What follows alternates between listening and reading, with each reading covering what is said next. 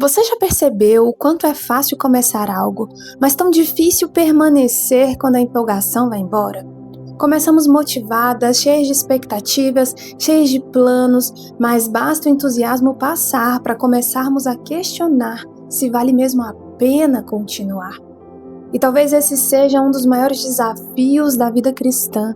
Não é começar, mas permanecer, porque permanecer exige convicção, e ninguém permanece firme naquilo que não conhece profundamente. Olá, minhas amigas, graça e paz, sejam muito bem-vindas a mais um vídeo da nossa série Intencionalmente Transformadas em Cristo. E hoje nós vamos seguir então olhando para essa mente que nos aproxima da mente de Cristo. Vamos falar de uma mentalidade que permanece.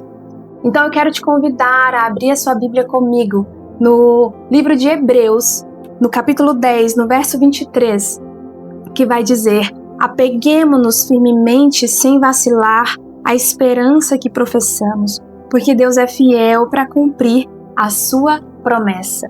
E aí quando nós lemos um texto como esse, a nossa mente, tão limitada pelo imediatismo do tempo que nós vivemos, vai perguntar talvez que promessa?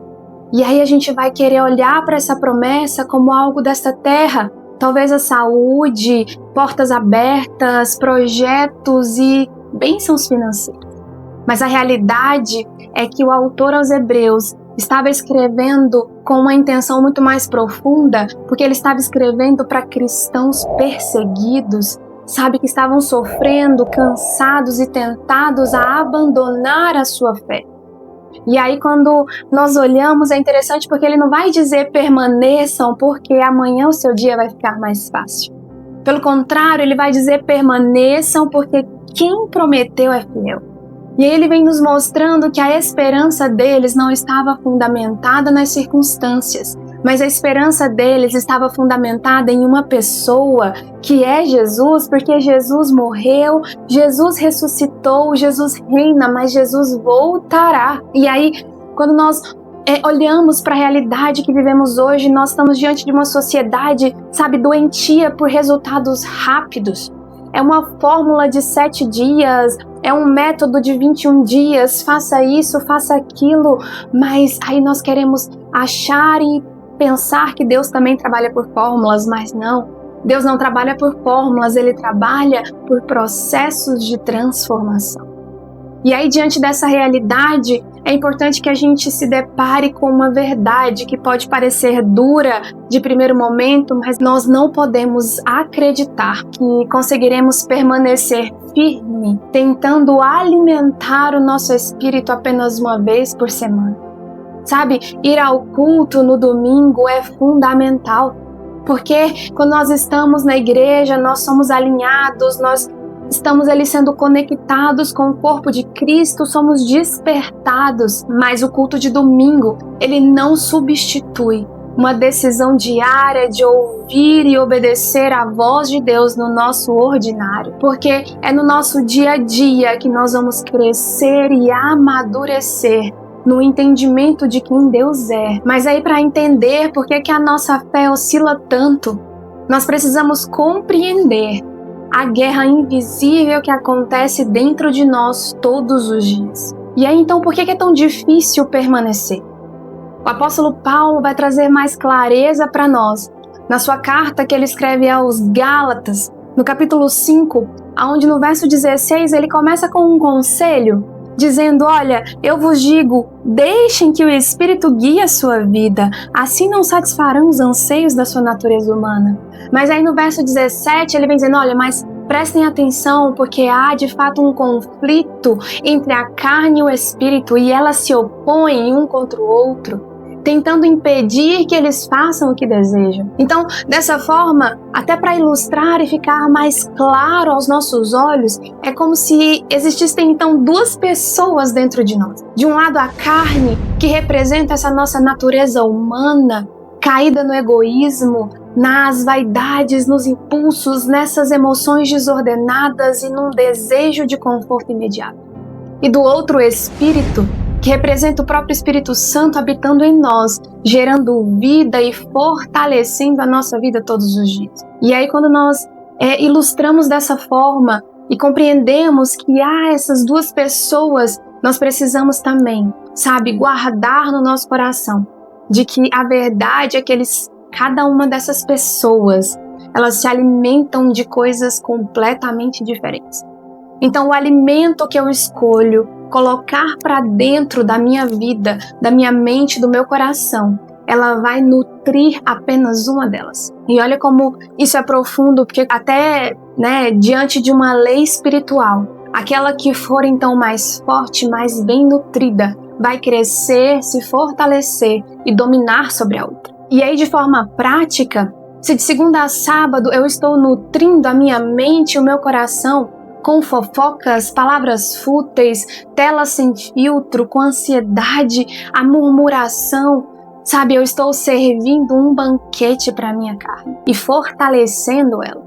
E aí eu vou no domingo então e ali por 2 horas eu tento dar uma colher de chá para o meu espírito, mas ele está enfraquecido, raquítico e lançado ao chão. E aí nesse estado de espírito enfraquecido, por mais que eu me esforce e tente, eu jamais vou conseguir, mesmo prometendo para mim mesma, produzir e viver as virtudes do Espírito, mas eu vou ser uma cristã oscilante, vivendo de circunstâncias, reativa e inconstante. E aí nesse contexto, a palavra de Jesus em Mateus 7 vai fazer total sentido, porque quando nós olhamos para esse espírito enfraquecido, ele se assemelha a essa casa que foi construída sobre areia, que qualquer vento de doutrina, qualquer, dor e frustração derruba. Mas esse espírito fortalecido, ele também se assemelha com a casa construída sobre a rocha. Porque pode vir a tempestade que for, a dor e o sofrimento que for, ele ainda vai continuar de pé. E de fato, alimentar a nossa carne é muito fácil. Basta simplesmente seguir, os meus impulsos sem nem pensar. Mas alimentar o meu espírito exige convicção e clareza de metas, de objetivos, de alvo e um alinhamento do meu pensamento. E aí então como nós alimentamos o espírito na prática? Qual que é a comida do espírito?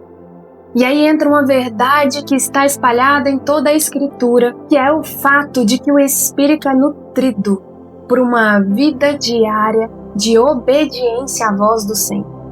O próprio Jesus vai dizer em João 4,34, a minha comida consiste em fazer a vontade daquele que me enviou. E aí isso nos revela então que a nutrição espiritual do cristão não está fundamentada em absorver conhecimento apenas, mas está em obedecer tudo aquilo que a palavra do Senhor ordena. E aí Paulo vai nos dizer em Romanos 8, no verso 5 e 6, que aqueles que são dominados pela natureza humana pensam em coisas da natureza humana, mas os que estão controlados pelo Espírito pensam em coisas que agradam o Espírito. Portanto, permitir que a natureza humana controle a mente resulta em morte, mas permitir que o Espírito controle a mente resulta em vida e paz. Então veja o que Paulo está dizendo. Ele está dizendo que alimentar o Espírito consiste em realizar uma gestão da nossa mente, exige posicionamento. E ele vai nos mostrar de fato como posicionar a nossa mente nesse lugar, quando ele vai dizer em Filipenses 4:8, justamente sobre o que deve permear os nossos pensamentos. O meu pastor, ele trouxe um ditado bem conhecido na nossa última reunião, ele relembrou esse ditado, e faz muito sentido aqui, porque nós não podemos impedir de fato que um passarinho ele se achegue, aquele pensamento ele venha, mas nós podemos impedir que ele faça ninho.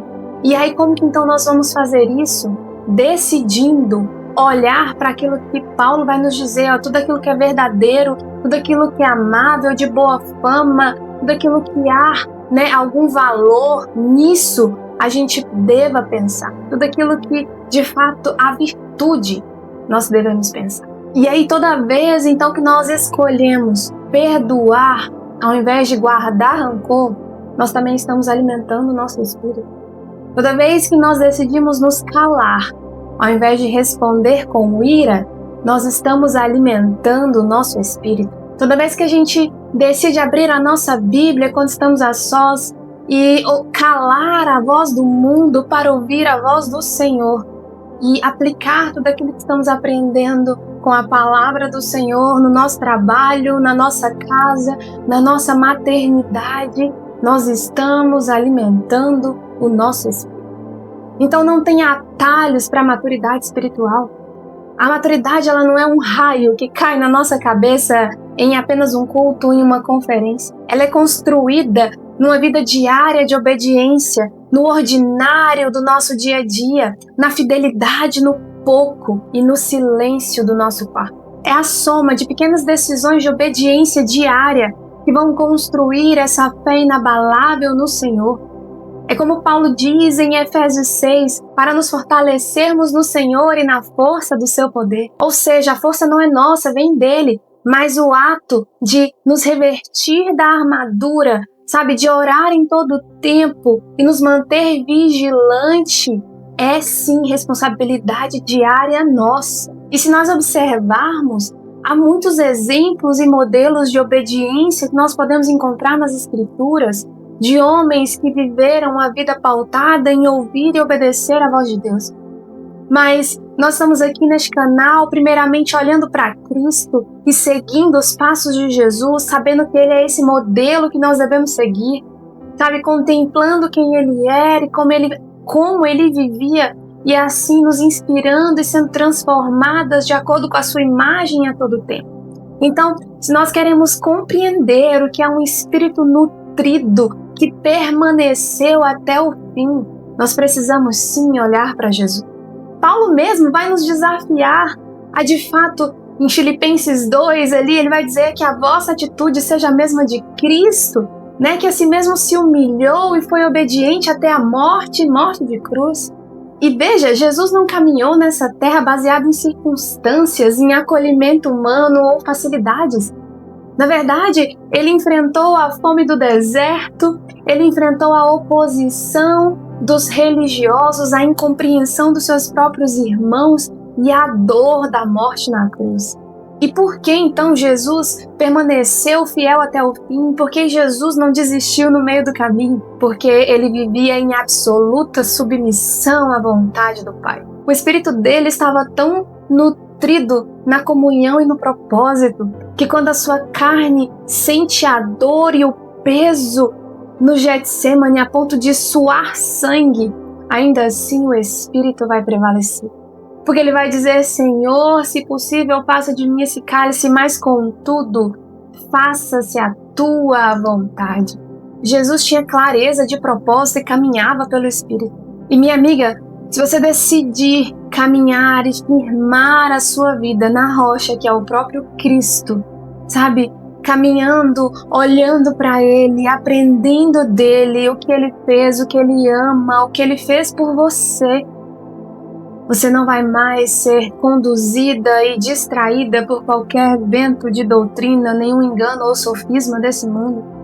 Você não vai mais, sabe, ser destruída pelas dores e pelas perdas que nós temos na vida. Você deixa de caminhar por inconstância emocional, por empolgação, e passa a caminhar por propósito, decisão e obediência. E é como Paulo vai instruir o seu filho na fé em 1 Timóteo 1,18, para que ele possa combater esse bom combate como ele mesmo. Porque lutar pela fé não é ficar parado esperando as coisas acontecerem, mas é agir, é orar, é dizer não para a carne, dizer sim para o Espírito e a vontade de Deus. Porque de fato a tempestade vai soprar tanto na vida de quem construiu a casa na areia como quem construiu a casa na rocha.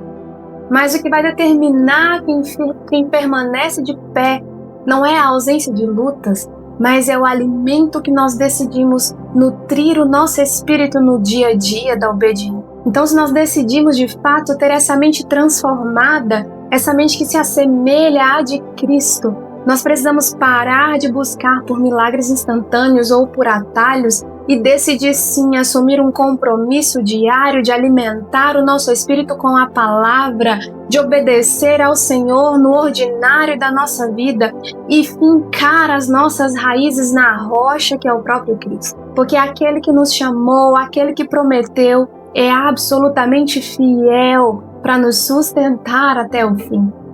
Siga, minha irmã, com essa promessa.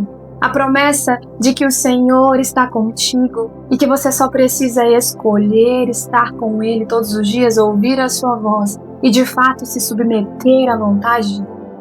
Eu não sei o que tem permeado a sua mente nesse dia, mas escolha submeter tudo aquilo que talvez tenha te afastado da presença do Senhor e substituir isso pelo conselho de Paulo, trazer a verdade da palavra, sabe, trazer a pureza da palavra, trazer aquilo que tem boa fama para permear a nossa mente e fazer com que a gente caminhe lado a lado com o Senhor, olhando para tudo aquilo que Ele fez e sendo de fato discípulas de Jesus, não apenas de palavra, mas aquela que, como Ele disse, sabe, vai negar a si mesmo, vai tomar a sua cruz e seguir após Ele. Quero te agradecer por ter ficado comigo até o final desse vídeo e que essa palavra ela tenha encontrado um solo fértil no seu coração. E se você entendeu que tem mais alguém que precisa ouvir essa mensagem, compartilhe agora, não deixe, não fique com essa semente apenas para você. Mas vamos multiplicar aquilo que o Senhor tem entregue a nós e contribuir para que o reino do Senhor seja fortalecido neste tempo. Amém? Um grande abraço, um beijo e até a próxima.